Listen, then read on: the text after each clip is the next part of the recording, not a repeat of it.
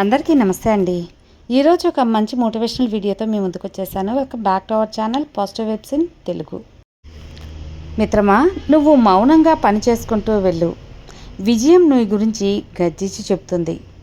మరణం వచ్చేదాకా నువ్వు సమాధానం దొరకని ఒకే ఒక ప్రశ్న ఏంటంటే ఎవరిని నమ్మాలి అని. అంతే కదా. 100 మందిని సంతోషపెట్టకపోయినా పర్వాలేదు, కానీ ఒక్కరిని కూడా బాధ పెట్టకుండా బ్రతకడమే మంచి వాళ్ళ లక్షణం. అలాగే ఓడిపోవడం అంటే కోల్పోవడం కాదు మిత్రమా, నీకు తెలియని దానిని వెతుక్కోవడం. ఓడిపోయానని బాధపడకుండా గెలవాలన్న తపనతో మళ్ళీ ప్రయత్నించు. విజయం తప్పకుండా నిన్ను వహిస్తుంది. ఇతరుల్ని బాధ పెట్టడం నీటిలో రాయి వేసినంత సులువు, కానీ వాటిని తిరిగి మామూలు స్థితికి తేవడం మాత్రం ఆ రాయిని వెతికి తీసుకొచ్చేంత కష్టం అన్నమాట. అందుకే ఎవరిని బాధ పెట్టకుండా ఉండాలి. బతుకు తగ్గి తలదించుకొని బ్రతకకూడదు ఎప్పుడు కూడా.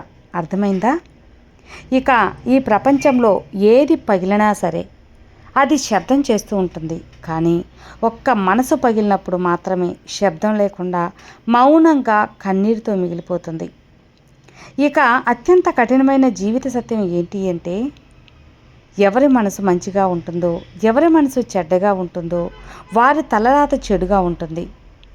ఇక గెలుస్తా అనే నమ్మకాన్ని మోసుకుంటూ వెళ్ళే వారికి ఎప్పుడు కూడా దూరం ఎంతైనా కానీ అంతగా భారం అనిపించదు కదా. పరిగెత్తుదాం అనుకున్న ప్రతిసారి ఏదో ఒకటి నిన్ను వెనక్కి లాగుతుందంటే అది మరో రూపంలో ఉన్న నీ బలహీనత అయి ఉంటుంది. నీ బలహీనతను మరోసారి పరిశీలించుకో. ఇక జీవితం ఒక యుద్ధభూమి. పోరాడితే గెలిచే అవకాశం ఉంటుంది, కానీ ఊరికే నిల్చుంటే ఓటమి తప్ప ఇంకేమీ ఉండదు. నీ యొక్క గొప్పతనాన్ని నిర్ణయించేది నీ గుణం మాత్రమే మిత్రమా, ఇంకా ఏదీ కాదు అని తెలుసుకో. తాళిని బరువుగా భావించే ఏ స్త్రీ కూడా సంసారానికి అసలు పనికిరానే రాదు. అలాగే భార్యను బానిసగా భావించే ఏ భర్త కూడా, ఏ మగవాడు కూడా సమాజానికి పనికిరాడు. అర్థమైందనుకుంటాను. ఇక ముందుకెళ్ళండి. బానిసత్వానికి అలవాటు పడ్డవాడు ఎప్పుడు కూడా తన బలాన్ని ఎప్పుడు గుర్తించలేడు. కానీ ఇక ఊహించని ఎగిరే పక్షి కూడా ఆగిపోతుందా? అలాగే ఎవరో నీతి లేని వారు ఒక్క మాట అన్నారని నీ పైన ఆగకూడదు. అలాగే తుమ్మ చెట్టు ఎంత ఎదిగినా కూడా దాని చుట్టూ ముల్లే. మనం తులసి చెట్టునే పూజిస్తాం. అలాగే చెడ్డవాడు ఎంత గొప్పవాడైనా కూడా మంచి మనసున్న వారికే గౌరవం అనేది దక్కుతుంది. నిజమా కాదా? మనం చేసిన మంచిని మరుక్షణమే మర్చిపోవాలట, కానీ మనకు మంచి చేసిన వారిని, ఆ మనిషిని మరణించే క్షణం వరకు గుర్తుంచుకోవాలి. అవును, ఈ ప్రపంచంలో చెడ్డవారిని కనిపెట్టడం చాలా కష్టమైపోతుంది. అలాగే ఎందుకంటే చెడ్డవారు మంచివాడి కంటే మంచిగా నటిస్తున్నారు కాబట్టి. కాదంటారా? నిజమే మిత్రమా. గతం గురించి ఆలోచిస్తూ భవిష్యత్తును పాడు చేసుకోవడం మూర్ఖుల యొక్క లక్షణం. ఇక ఓపిక పట్టేవాడు ఎప్పుడూ ఓడిపోడు. ఒక్కసారి ఓపిక పట్టి చూడు, ఇక నీ జీవితం చాలానే నేర్పిస్తుంది నీకు. పూర్వ రోజుల్లో మనుషులు రాళ్లతో నిప్పు పట్టించేవారట. ఇప్పటి రోజుల్లో మనుషుల మాటలతోనే ఏకంగా తగలబెట్టిస్తున్నారు. మరి తీయటి నీరు నింపుకున్న బావి మౌనంగా ఉంటుంది, ఉప్పు నీటితో ఉన్న సముద్రం మాత్రం ఎప్పుడు ఉప్పొంగుతూ ఉంటుంది. అలాగే అజ్ఞాని అరుస్తాడు, జ్ఞాని మౌనంగా ఉంటాడు. నీ గమ్యాన్ని నిర్ణయించేది ఎప్పుడు కూడా నీ చేతులే, కానీ నీ చేతి గీతలు కావు అని తెలుసుకో. అసలు తప్పే చేయని మనిషి అంటూ ఈ లోకంలో ఉండనే ఉండడు. తన తప్పును సమర్థించుకునేవాడే మూర్ఖుడు. ఇతరుల తప్పును వేలెత్తి చూపువాడు అత్యంత మూర్ఖుడు. చేసిన తప్పును సరిదిద్దుకునేవాడు మాత్రం ఉత్తముడు అనబడతాడు. గొర్రె కషాయవాన్ని నమ్ముతుందో లేదో తెలియదు, కానీ మనిషి మాత్రం మాయమాటలు చెప్పే వాళ్ళని మాత్రమే నమ్ముతారు. అట్టించే శక్తి అగ్గిపుల్లకు ఉన్నా సరే వెలిగించేందుకు మాత్రం ఒక చెయ్యి కావాలి కదా.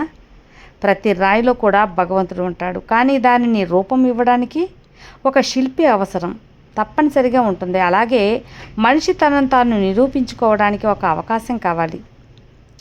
ప్రతి సమస్యకు ఒక పరిష్కారం అనేది ఉంటుంది. ప్రతి నీడకు ఒక వెలుగు ఉంటుంది. అలాగే ప్రతి బాధకు ఓదార్పు ఇవన్నీ ఉన్నట్లే భగవంతుడి దగ్గర ఎప్పుడూ ఇలాంటిది ఒకటి ఉండే ఉంటుంది. విశ్వాసం కోల్పోకండి. ఒక ఆలోచన మనల్ని నిద్రపోనివ్వటం లేదంటే అది మనం సాధించాల్సిందైనా అయి ఉండాలి, లేదా బాధించేదైనా అయి ఉండాలి. పొగిడిని నిన్ను పాడు చేసేవాడి కంటే నీ మంచి కోరి నిన్ను దండించేవారే మేలు. నిన్ను గౌరవించేవారిని గౌరవించు, అలాగే నిన్ను అవమానించేవారిని కూడా గౌరవించు. నీ గౌరవం మరింత రెట్టింపు అవుతుంది. జాగ్రత్త మిత్రమా, మాట్లాడే ప్రతి మాట జాగ్రత్త.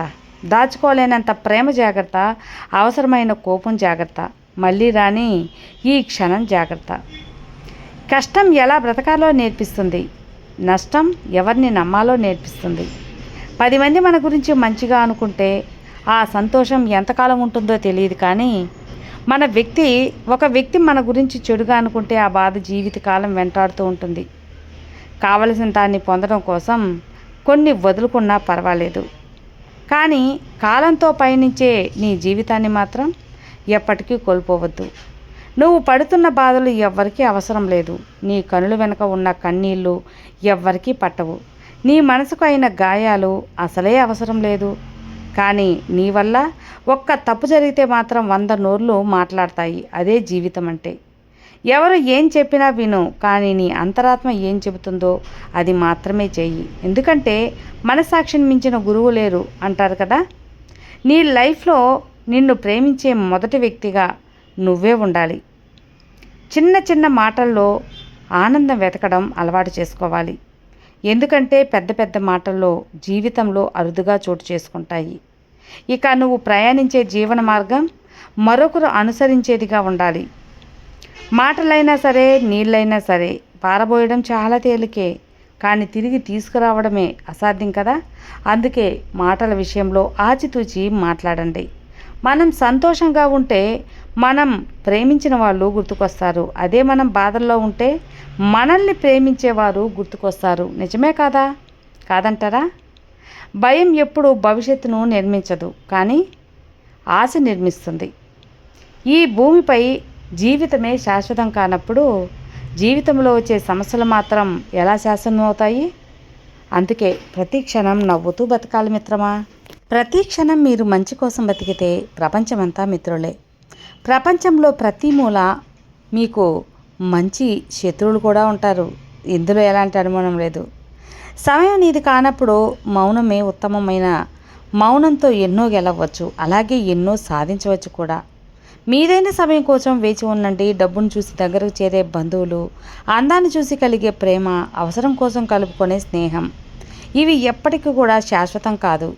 మీతో ఎవరు మాట్లాడకపోయినా అది వాళ్ళ తప్పు. మీరే ఎవరితో మాట్లాడకపోతే అది మీ తప్పు. అవునా కదా? నీ మనసును నువ్వు అదుపు చేసుకోలేకపోతే అది నీకు ప్రధాన శత్రువుగా మారుతుంది. మిత్రమా, ఎదగాలి అంటే ఓర్పుగా ఉండటం నేర్చుకోవాలి. గెలవాలి అంటే ఓటమిని ఒప్పుకోవడం నేర్చుకోవాలి. సర్దుబాటు లేకుండా జీవితంలో ఏది సంపూర్ణం కాదు.